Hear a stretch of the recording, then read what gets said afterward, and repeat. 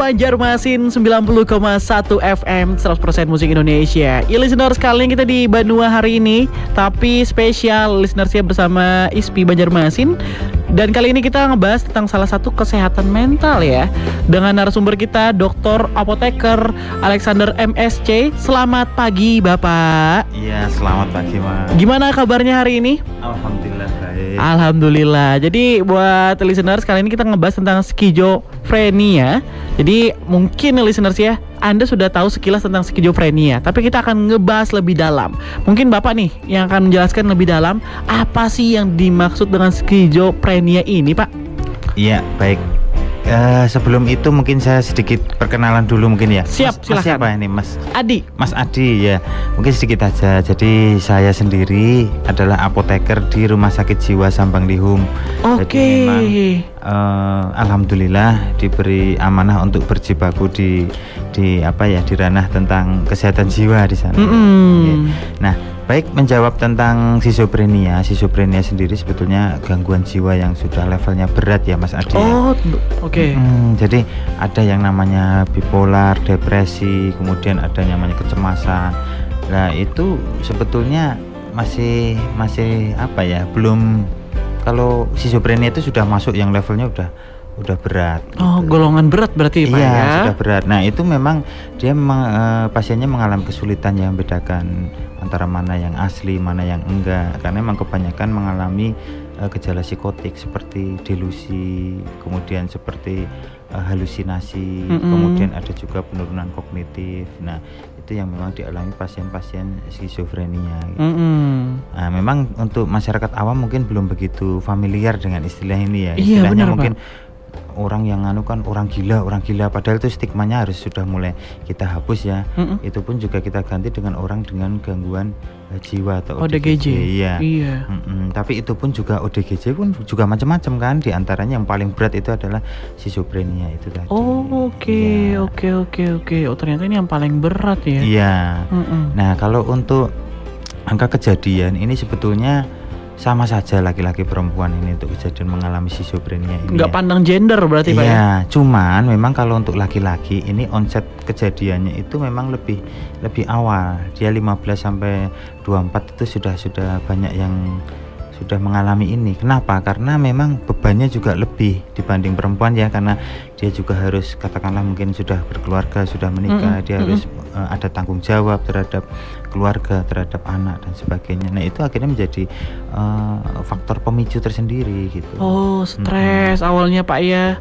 Iya, tapi perlu diingat ya bahwa stres itu hanya pemicu, tapi sebetulnya penyebabnya secara genetik memang sudah ada sebelumnya di otaknya. Sudah ada? Iya. Iya. Ternyata genetik gitu ya Pak, ternyata ya. Sudah ada duluan. Kalau wanita, kan tadi laki-laki ya Pak. Kalau wanita dari umur berapa? Kalau wanita itu 25 sampai 35. Jadi onsetnya dia lebih lambat. Ya tentunya karena ada perbedaan hormon di situ ya. Oke.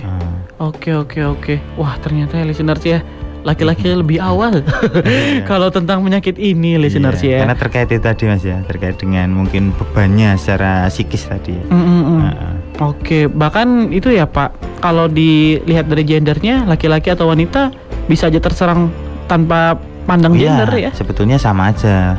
Yaitu di dunia ini 0,2 sampai 2% itu untuk prevalensi kejadiannya ya. Itu. Oke. Setelah kita bakal lanjut lagi ya Pak, ngomongin tentang lebih dalam, apalagi penyebabnya ya listeners ya dari skizofrenia ini. Tapi kita break dulu listeners, setelah ini bakal lanjut lagi.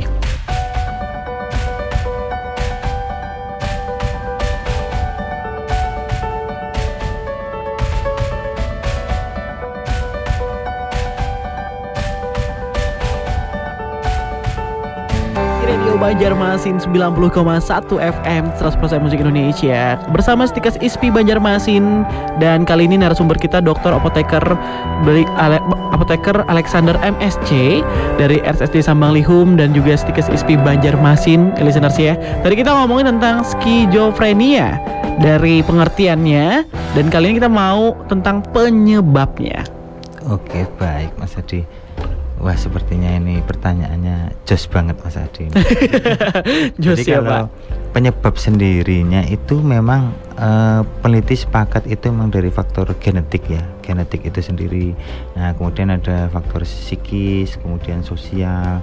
Nah, genetik sendiri artinya gini, kalau memang dari orang tua atau misalnya dari bapaknya nih, misalnya dari riwayat schizophrenia, itu otomatis nanti ke anak punya prevalensi kejadian itu juga semakin tinggi gitu. Tapi bukan berarti terus langsung terjadi juga enggak ya Mas Adi ya.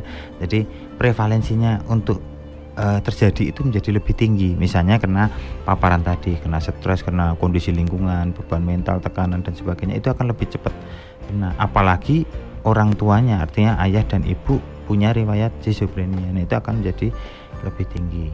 Nah, tapi yang penyebab lainnya adalah kerentanan otak tadi, karena terpengaruh dengan yang namanya neurokimiawi yang ada dalam otak. Oke. Nah, itu contohnya serotonin, dopamin, kemudian ada glutamat, macam-macamnya itu yang ada di situ.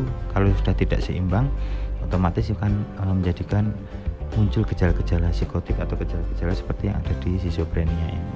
Oke, berarti kalau keturunan resikonya lebih besar. Iya, lebih besar. Iya. Ya sebetulnya gini sih, kalau saya kan dari Jawa, jadi ingat dulu kan ada bobot bibit bebet ya. Kadang-kadang ya itu memang bukan berarti terus wah kok ribet amat sih kan. Ya kadang-kadang itu juga sih, karena memang genetik itu ya pengaruh. Jadi indikator. Iya, meskipun sebetulnya ya saya sendiri juga orang Jawa, tapi ya nggak terlalu menganut itu ya, karena sudah generasi. Tapi ada benarnya maksud saya. Orang lama ada benarnya ya dengan bibit bobot bebet itu ya. Memang Pak, kebanyakan setelah saya pelajari di dunia farmasi, kemudian kita mengenal farmakoterapi dan sebagainya, itu banyak sekali penyakit yang memang rata-rata genetik. Oke, keturunan ternyata ya. Penyebab belum diketahui secara pasti, tapi dipercaya oleh peneliti atau kesepakatan peneliti adalah dari faktor genetik. Kebanyakan hampir rata-rata seperti, tidak semua ya, tapi kita jumpai banyak sekali genetik. Oke, jadi itu listeners ya. Tapi Pak, ngomongin tentang skizofrenia, sebenarnya nih kalau orang sudah mengidap penyakit ini, apakah bisa sembuh? Ya, oke, baik, pertanyaan bagus juga Mas Adi. Jadi 20% itu prognosisnya baik. Artinya prognosis baik itu ya, misalnya nih ada 100 orang yang kena schizophrenia atau didiagnosis schizophrenia. Nah, 20 orang tuh punya prognosis baik, tuh artinya ya dia bisa setelah pengobatan yang tepat, pengobatan dengan dosis dan lama pengobatan yang tepat sesuai anjuran dokter, itu akan bisa kembali ke kehidupan normal. Misalnya dia menikah, ada yang sekolah, ada yang bekerja, fungsi-fungsinya dia bisa kembali normal kembali, meskipun mungkin ada yang masih mengkonsumsi obat tapi dengan dosis yang kecil, sebetulnya untuk maintain keseimbangan neurokimia tadi yang saya bilang tadi, yang dalam otaknya tadi, dopamin, serotonin tetap dalam kondisi seimbang gitu Mas Adi. Jadi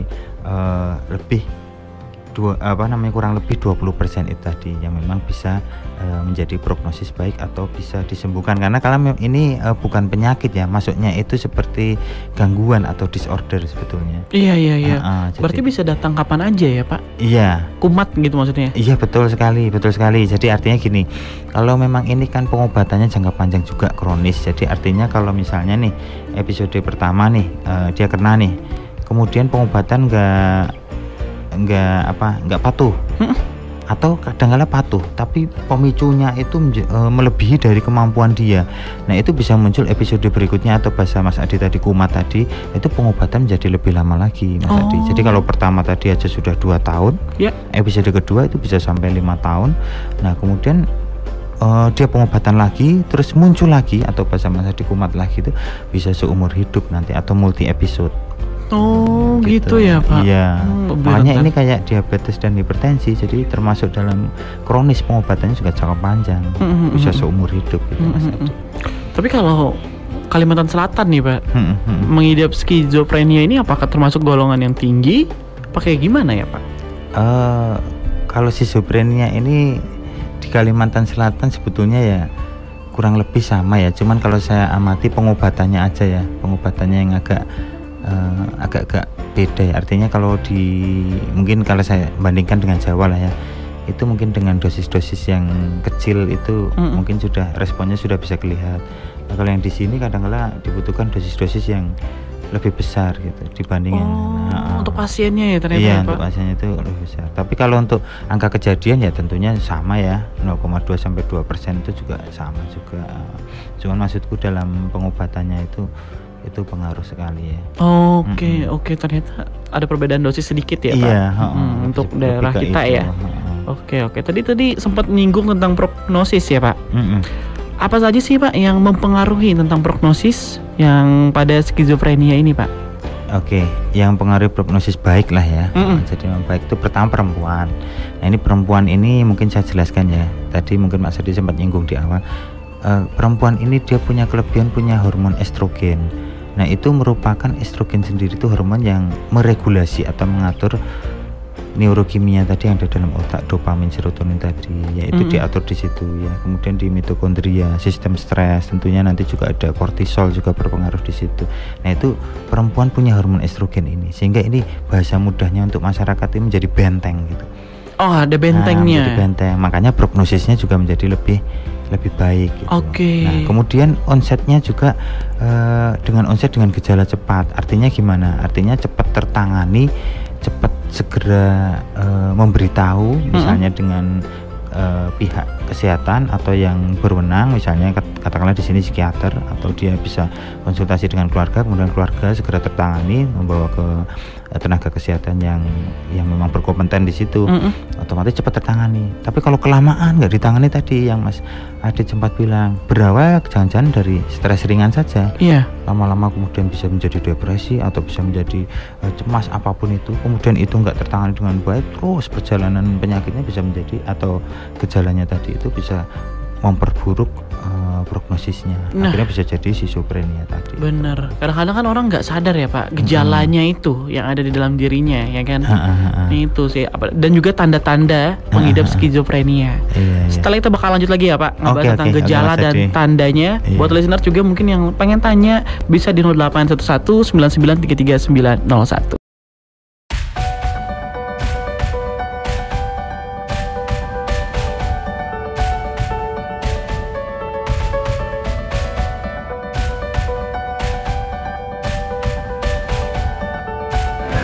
Banjarmasin 90,1 FM 100% musik Indonesia. Listeners, kali ini Benua hari ini bersama Stikas ISPI Banjarmasin dengan narasumber kita Dr. Apoteker Alexander MSc.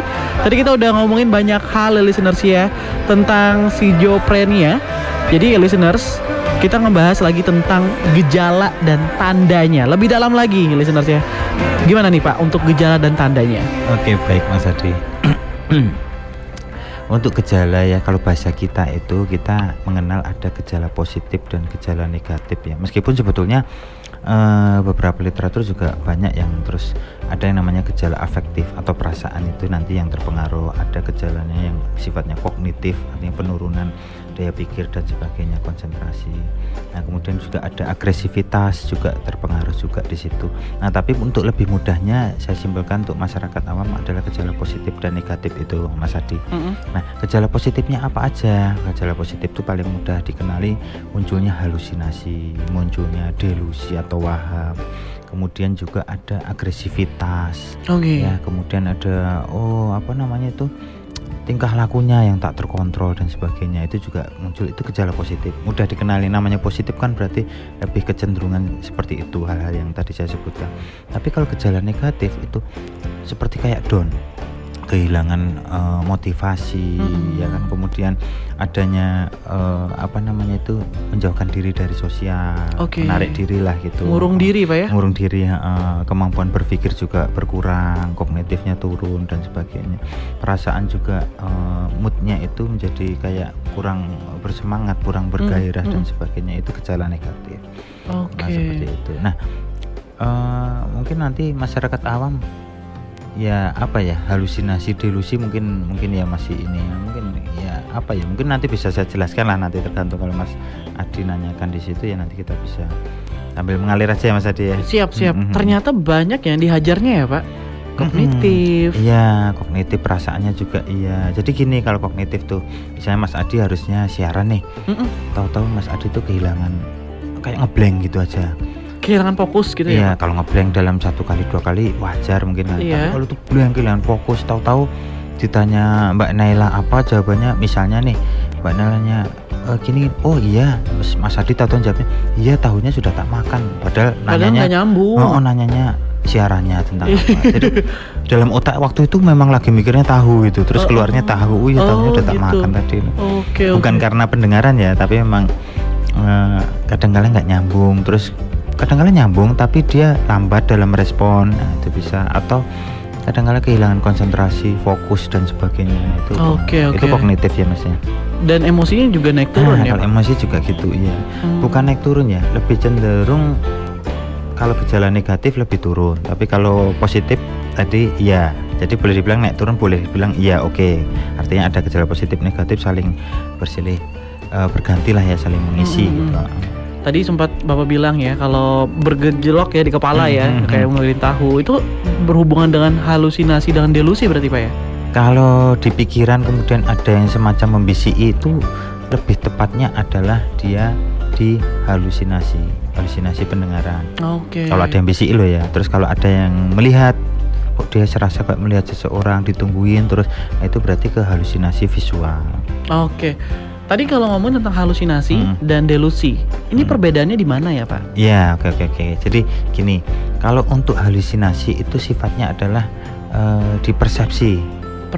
Iya, persepsi. Maksudnya gini, contoh dalam halusinasi itu kan ada halusinasi visual. Misalnya di sini ruangan kita cuma ada 4 orang misalnya gitu ya. Tapi bagi si schizophrenia tadi, saat gejala positifnya mendominan sekali dan halusinasinya visual itu dominan sekali, dia melihat di pojok itu ada orang yang selalu melihatin kita gitu. Iya, dia pakai jubah hitam gitu. Dan wajahnya serem misalnya kayak gitu. Itu masuk ke halusinasi visual.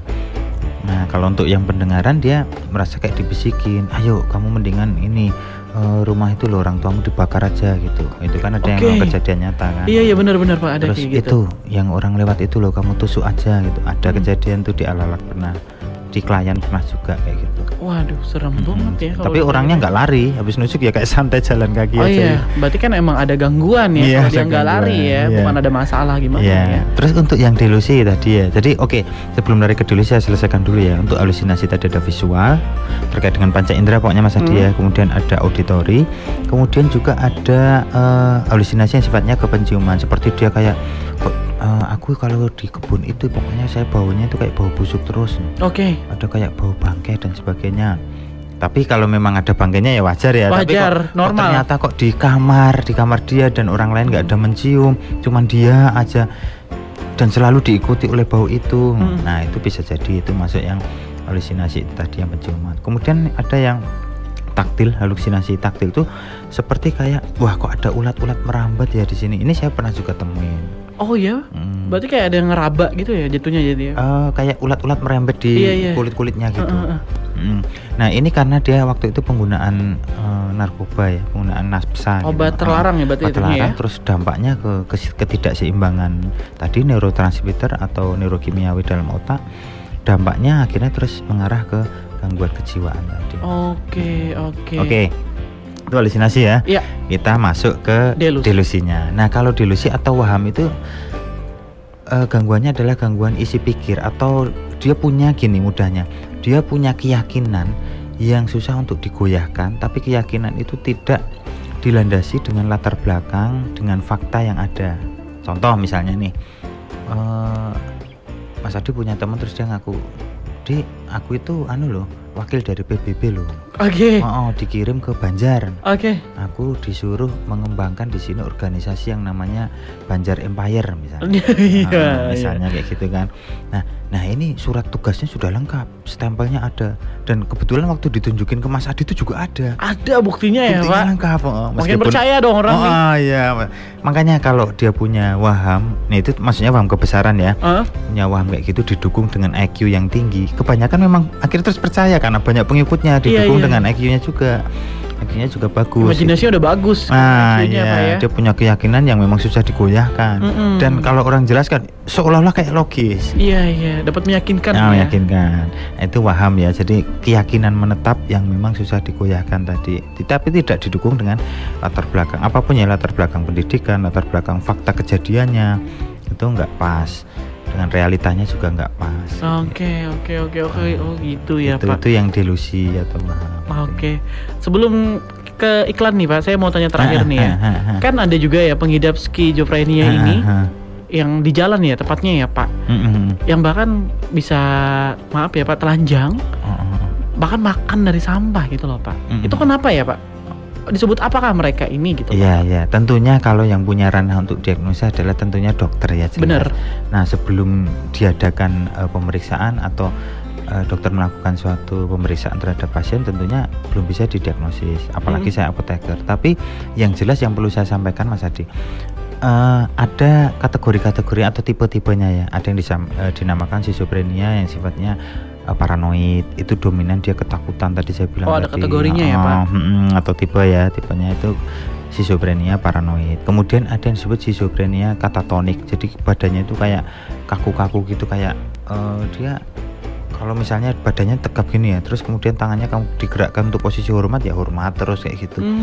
Terus cenderung diam gitu, diem aja kayak gitu, lebih kayak gitu.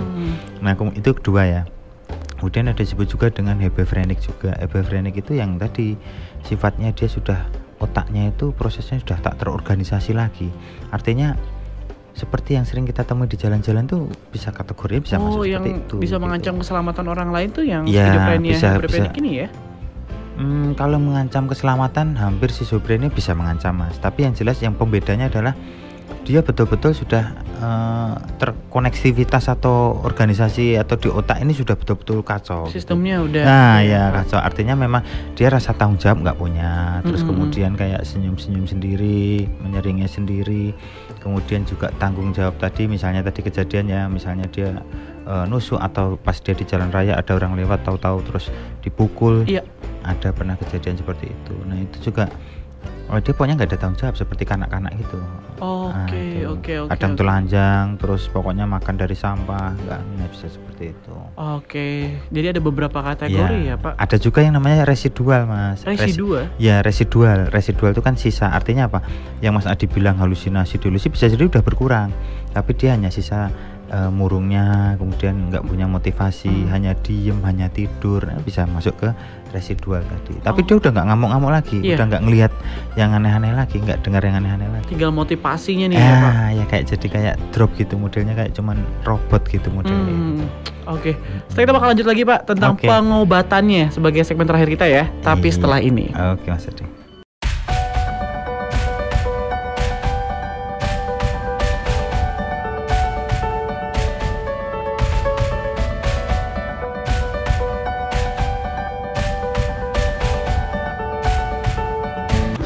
Radio Banjarmasin 90,1 FM 100% musik Indonesia. Bersama Stikes ISPI Banjarmasin dengan narasumber kita Dr. Apoteker Alexander MSc.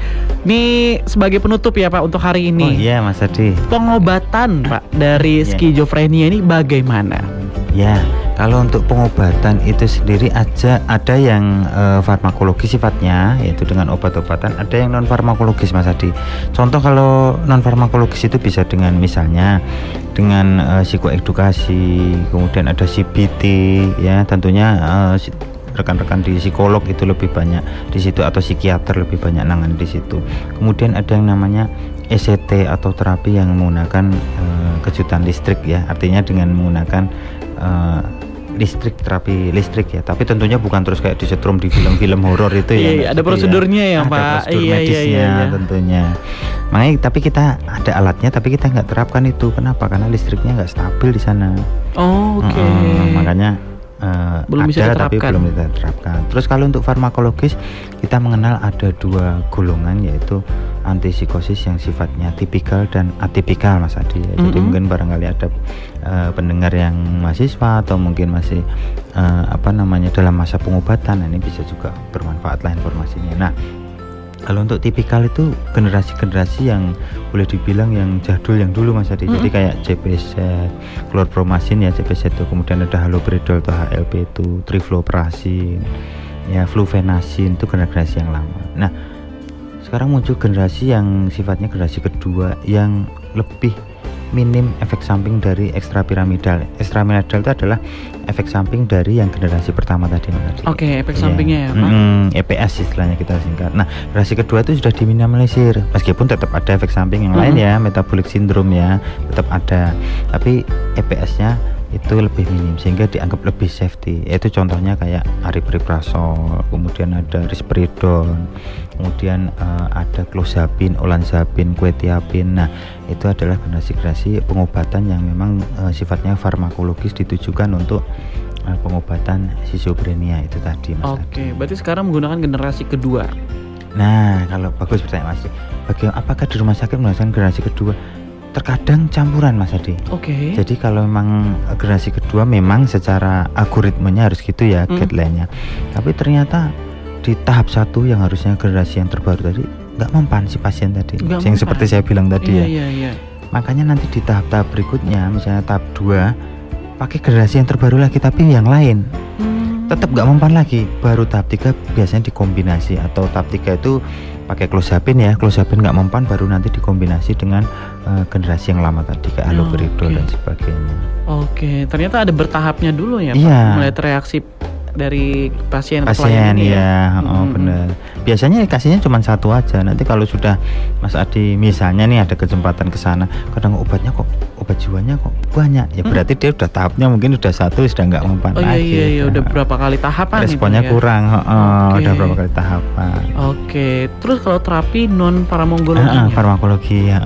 Itu tadi contohnya yang tadi kayak CBT ya, cognitive behavior therapy. Jadi diterapi dari segi kognitifnya, karena tadi kita udah bicara ya Mas Adi ya, bahwa kognitifnya mengalami penurunan kan, sehingga ini dibangun kembali atau di prosesnya itu diperbaiki lah kognitifnya, proses berpikirnya dan sebagainya. Kemudian ada behavior, perilakunya juga ditata kembali. Nah, artinya kan itu nanti ranahnya ke psikolog atau psikiater ya tentunya. Kalau saya tentunya ke farmakologisnya tentunya ya Mas Adi ya. Tapi penjelasannya kurang lebih seperti itu. Kemudian ada juga yang menggunakan hipnoterapi tapi hipnoterapi pun juga bukan schizophrenia, sifatnya udah berat ya, karena memang hipnoterapi pun sendiri menggunakan kognitif yang memadai. Tidak, kalau kognitifnya sudah memang impairment atau misalnya tidak bisa terjadi komunikasi yang tektok, ibaratnya ya akan menjadi hambatan juga bagi hipnoterapi itu misalnya. Terus kemudian ada yang tadi saya bilang yang non farmakologi tadi, yang ECT tadi, yang terapi menggunakan listrik tadi.